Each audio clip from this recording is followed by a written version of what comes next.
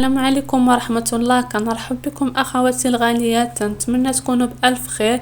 اليوم باذن الله غادي نقترح لكم وصفات اقتصاديه للكوتي سهله في التحضير، مكونات بسيطه. نتمنى ينال الاعجاب ديالكم هذا الفيديو. الاقتراح الاول اللي غادي يكون فطيره او بريوش اللي تيجي رائع، والاقتراح الثاني غادي يكون بريوش ديال الشهده. نتمنى تتبعوا المراحل من الاول حتى الاخر، واللي مازال ما اشترك في القناه يشترك ويفعل زر الجرس باش توصلوا كل ما هو جديد ديالي.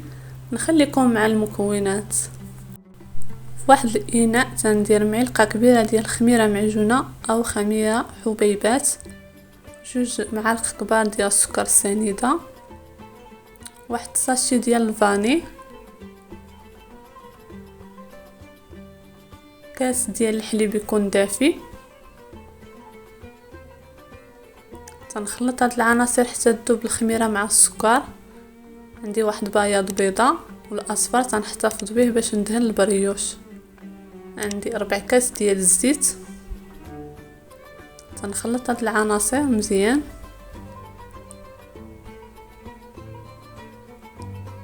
عندي الدقيق، عندي 340 غرام ديال الدقيق، تندير الدقيق كامله. بالنسبه للمقادير غادي تلقاوهم في صندوق الوصف. معلقه صغيره ديال الملحه. تنخلط هاد العناصر مزيان ونجمع العجين ديالي، والعجين تتكون خفيفه شويه. بعد ما جمعت العجين كما تتشوفوا العجين تتكون خفيفه وتتلصق ما بين اليدين. كما قلت لكم الدقيق عندي 340 غرام ديال الدقيق. تندهنها بشويه ديال الزيت ونغطيها ببلاستيك ونخليها حتى تخمر ويضاعف الحجم ديالها. من بعد ما خمرات لي العجين وضاعف الحجم ديالها تنخرج من هذاك الهواء.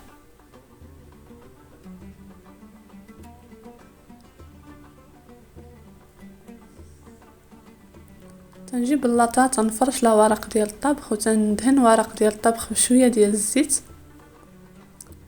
وتنقسم العجين ديالي على جوج كرات.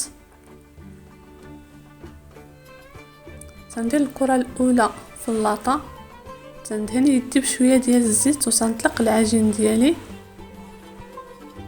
تكون دائريه كما تتشوفوا.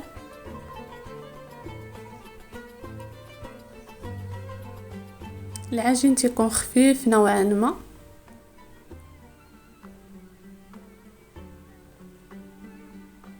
من بعد ما طلقت العجين كما تتشوفوا تندهن العجين ديالي بشويه ديال المربى او كونفيتير حتى تنسرح داك المربى على العجين كامله.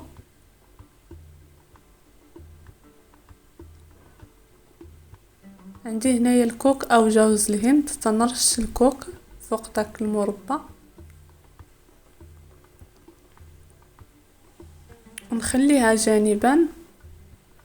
وتنجيب ورق ديال الطبخ حتى هو تندهن بشويه ديال الزيت. تنجيب الكره الثانيه نفس العمليه اللي درنا في الاول، تنطلقوا العجين تندهنوا يدينا بشويه ديال الزيت حيت العجين خفيفه نوعا ما تتلصق ما بين اليدين. صافي من بعد ما طلقت العجين ديالي كما تتشوفوا تنحطها فوق العجين الاولى، تنغطيها صافي وتنقرصها مزيان. بعد ما قرصتها نجيب السكين او جراره وتنقطع العجين ديالي على شكل مثلثات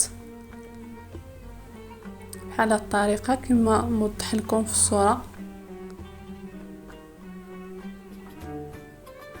صافي من بعد ما درت ديك العمليه كما تتشوفوا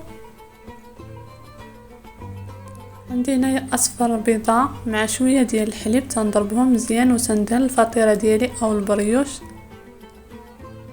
داك البيض والحليب.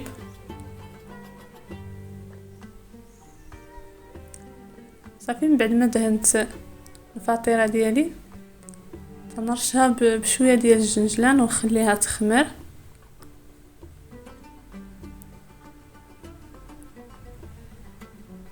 من بعد ما تخمر ندخلها للفران حتى تطيب ان شاء الله وتاخذ واحد اللون ذهبي ونخرجها.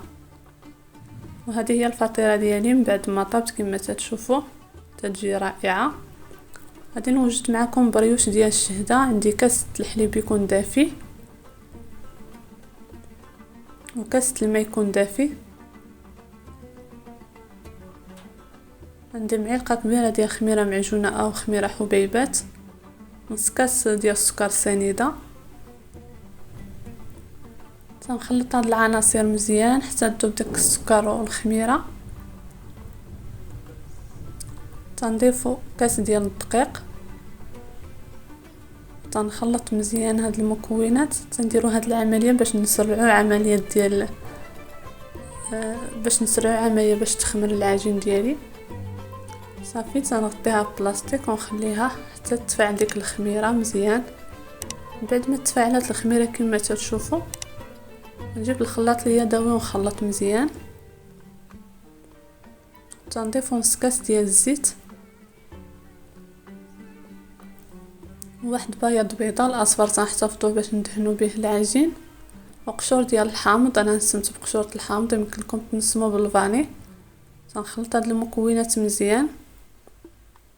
وعندي الدقيق 550 غرام ديال الدقيق بداك الكاس اللي ضفناه في الاول. تنخلطه بملعقه خشبيه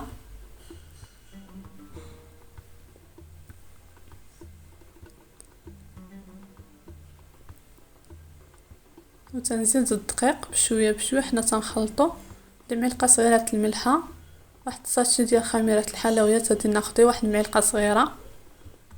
صافي ونخلط هاد المكونات مزيان. بالنسبه للمقادير غادي تلقاوهم مقادير مضبوطه في صندوق الوصف. صافي بدنا نخلط مزيان هاد العجين بملعقه خشبيه. صافي من بعد ما خلطت غادي نجمع العجين ديالي. كما تشوفوا العجين تيكون خفيف وتيتلصق ما بين اليدين.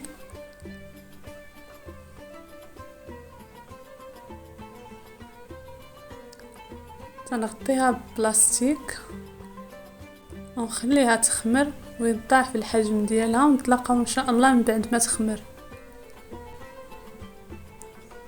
من بعد ما خمرت لي العجين وضاعف الحجم ديالها كما تشوفوا تنخرج من هذاك الهواء وتنقطع العجين الى كرات يكونوا متوسطين. تنجيب الشكلاط تنديرو في الوسط وتنسد العجين ديالي على داك الشكلاط. تشوفوا تنتمنى يكون لا فيديو واضح. صافي نكور الكره ديالي ونحطها في اللاطه. غادي نستمر بنفس العمليه حتى نكمل ان شاء الله. صافي تنقطع العجين ديالي الى كرات يكونوا متوسطين في الحجم وندير الشكلاط ونلف عليهم العجين ونقادها مزيان ونحطها في اللاطه وتنقربوا ما بين كره وكره. صافي نعمر اللاطه ديالي كاملها ان شاء الله ونتلاقاو من بعد ما نعمر اللاطه ديالي.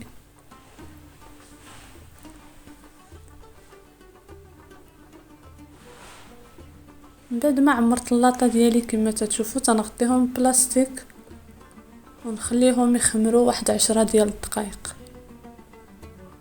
من بعد ما خمر لي البريوش او الشهده، عندي هنايا اصفر بيضه مع قطرات ديال الخل. تندهن البريوش ديالي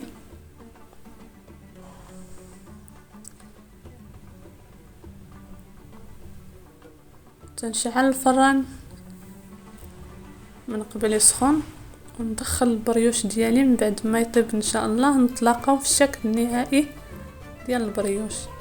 من بعد ما طاب البريوش ديال الشهده كما تشوفوا تيجي رائع. انا زينته بشويه ديال الكاوكاو والكونفيتور. تزيان تيبقى اختياري. كما تشوفوا تيجي خفيف ومفشفش كالقطن. تيجي رائع.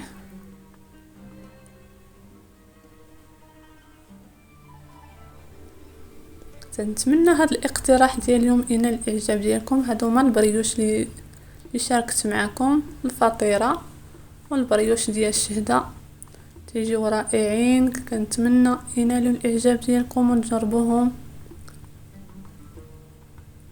وما تنساونيش لايك ديالكم، تبارطاجيو لا فيديو مع الاحباب والاصدقاء.